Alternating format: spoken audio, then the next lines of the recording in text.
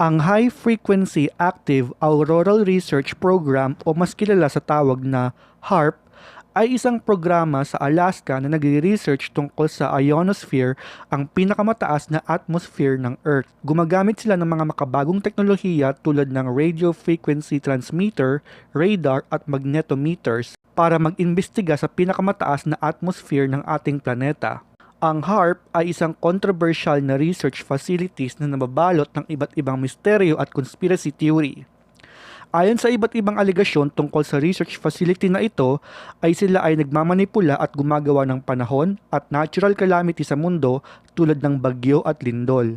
Kahit na itinigil na ang operasyon sa facility na ito noong 2015, ang iba't ibang conspiracy theory at misteryo na nababalot tungkol sa pasilidad na ito ay hindi pa rin natitigil. Ang University of Alaska Fairbanks na nagmamanage ng facility ay nag-anunsyo ng taon ng public tour para sa publiko upang matigil ang espekulasyon ng mga tao tungkol sa research center na ito.